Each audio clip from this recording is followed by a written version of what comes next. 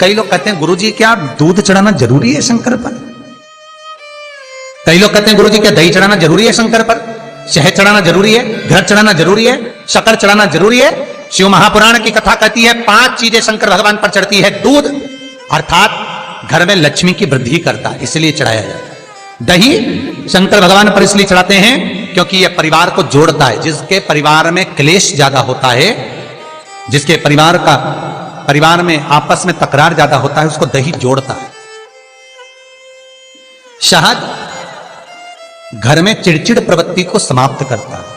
घी रोग को समाप्त करता है। शक्कर मिष्ठान घर में यदि लक्ष्मी आकर जा रही हो तो मिष्ठान समर्पित किया जाता है। इसलिए पंचामृत स्नान का भाव शिव महापुराण कहती है। पंचामृत स्नान का भगवान इसलिए 5 चीजें शंकर को समर्पित हैं। दूध, दही, घृत, शहद, शक्कर अर्थात मिष्ठान। शक्कर से मूलतः यहां शिव महापुराण में शक्कर नहीं लिखी है, मिष्ठान। अब लोग शक्कर पीस कर अभिषेक करते हैं, परंतु मिष्ठान अर्थात गाय के दूध से निर्मित कोई मिठाई और उस मिठाई से भगवान शंकर का अभिषेक। अब लोग भले शक्कर रखने लगे शंकर जी के अभिषेक में, पर यहां शक्कर नहीं लिखा है, यहां मिष्ठान।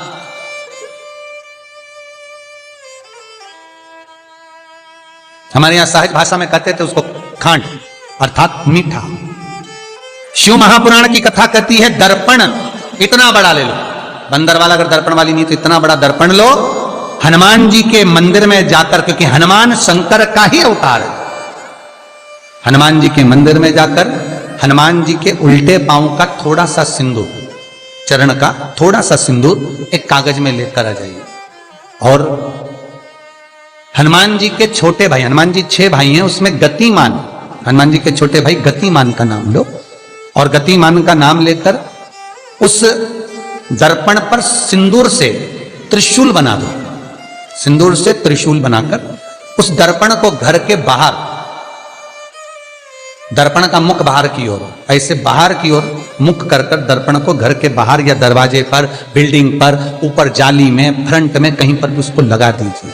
महाराज केवल शंकर का स्मरण कर कर, गतिमान का नाम लेकर, हनुमान के उल्टे पांव का सिंदूर का त्रिशूल बनाकर जो दर्पण को लगा देता है, आपको 1 महीने के अंदर अंतर मालूम पड़ जाएगा कि पिछले जो महीने निकले हैं उस महीने का अंदाजा लगाना कि घर में लोग कितने बीमार पड़ते थे और इस दर्पण को लगाने के बाद बीमारी कम हुई कि नहीं हो कम तो ठंडा कर देना, क्या जा रहा है, पर करके जरूर देखना। विश्वास रखकर करोगे, भगवान शिव का अनुमोदन कर कर, भगवान शंकर पर विश्वास रखकर करोगे तो बीमारी घेर नहीं सकती।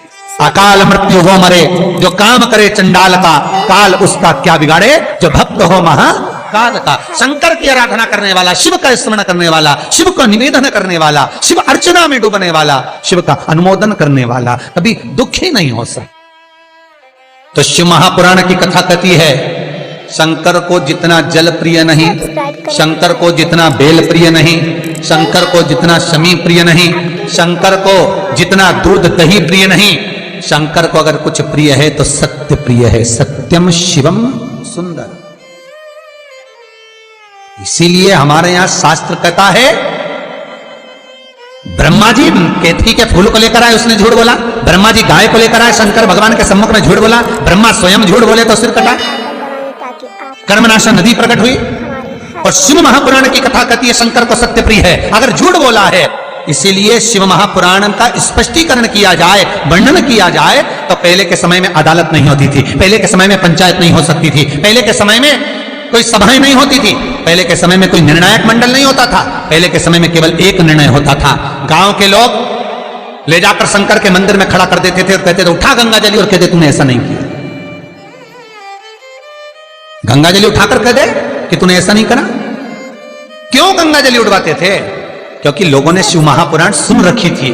शिव महापुराण में श्री वेद व्यास जी वर्णन करते हैं कि शंकर के मंदिर में, शंकर के ओटले पर, शंकर के मंदिर के अंदर, शिव की चौखट पर, शंकर के अनुमोदन में, शिव महापुराण के अंतर्गत शंकर के अनुमोदन में शिव मंदिर में शिव चौखट पर अगर कोई भूल से भी झूठ बोल देता है तो उसकी जिंदगी नरक जैसी निकलती है महाराज। इसीलिए कहते तो उठा गंगा जली और कह दे तूने ऐसा नहीं उठा, बोल दे। आपके भी जीवन में अगर किसी को कष्ट है, फिर निवेदन करूंगा, मंदिर में अगरबत्ती भले मत लगाओ, मंदिर में दीप भले मत जलाओ, मंदिर में पेड़ा भले मत चढ़ाओ।